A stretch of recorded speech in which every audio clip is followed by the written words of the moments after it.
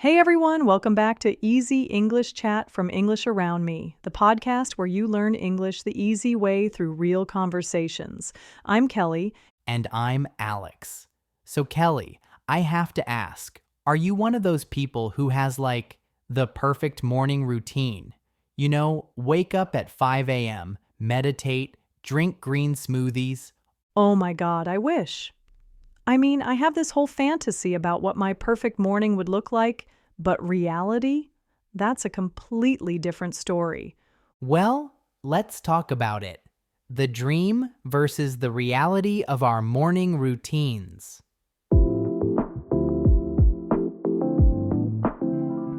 Okay, so in my ideal world, I would wake up naturally, no alarm, around 6 a.m. I'd do some gentle stretching, maybe some yoga, and then I'd make this amazing breakfast. You know, fresh fruit, homemade granola, the works. That sounds incredible. But let me guess, that's not what actually happens? Not even close. Most mornings I'm hitting the snooze button like 3 times. Then I'm rushing around trying to find clean clothes, and breakfast is usually just grabbing a protein bar on my way out the door. Oh, I totally get that. I used to be such a night owl, you know? I'd stay up way too late binge-watching Netflix, and then mornings were just brutal. Wait, used to be? Did you actually manage to change your routine? Well, kind of. I realized I was sabotaging myself by staying up late. So I started this thing where I set a bedtime alarm. Sounds weird, right? But it actually works. When it goes off at 10 p.m., I know it's time to start winding down. That's actually genius. I never thought about an alarm for bedtime. So what's your morning like now?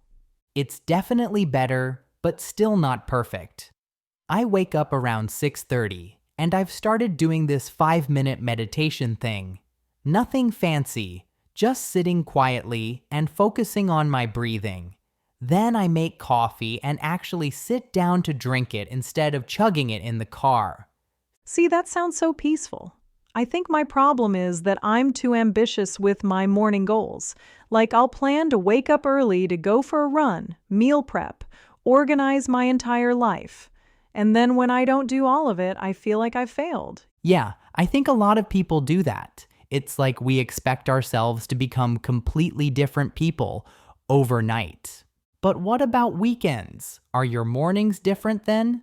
Oh, completely. Weekend mornings are when I actually get to live out some of my morning routine fantasies. I'll sleep in until maybe 8 or 9, then I'll make a proper breakfast. You know, scrambled eggs, toast, maybe some bacon if I'm feeling indulgent. That sounds amazing. I love how weekends give you permission to slow down. Exactly. And I'll sit with my coffee and actually read the news or a book instead of just scrolling through my phone mindlessly. There's something so luxurious about not being rushed. I know what you mean. During the week, everything feels so frantic.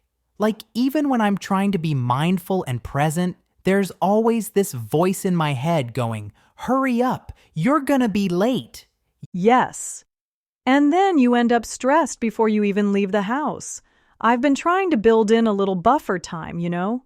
Like, get ready 15 minutes earlier than I need to so I don't feel so pressured. That's smart. I think the key is being realistic about what you can actually accomplish. Like, maybe the perfect morning isn't about doing everything perfectly. Maybe it's just about doing a few things mindfully. Right? Like, even if I just take 2 minutes to drink my coffee while looking out the window instead of checking emails, that feels like a small victory. Absolutely. And I think there's something to be said for consistency too. Even if your routine isn't Instagram worthy, just having some kind of structure can make such a difference. For sure.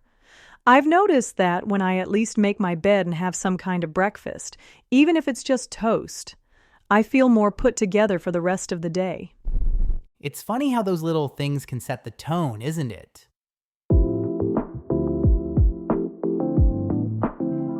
All right, let's take a quick look at some of the useful words and phrases we used in our conversation today.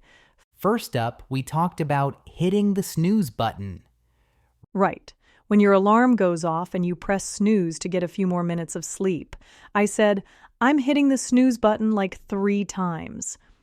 You might also hear people say, I snoozed my alarm, or I kept snoozing. Next, I mentioned being a night owl. This describes someone who naturally stays up late and prefers nighttime to morning. The opposite would be an early bird, someone who wakes up early and feels most energetic in the morning. We also used binge-watching.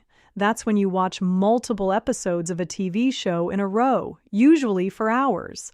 Like, I was binge-watching Netflix until 2 a.m.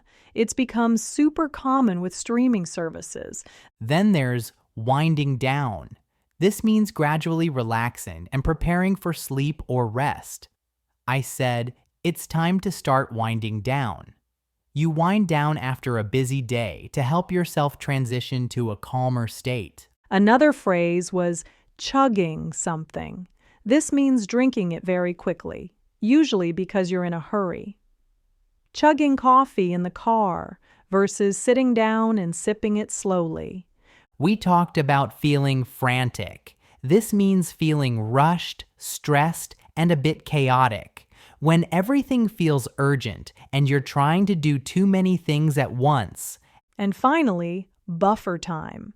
This is extra time you build into your schedule as a safety net. If you need 30 minutes to get ready, you might give yourself 45 minutes of buffer time in case something goes wrong.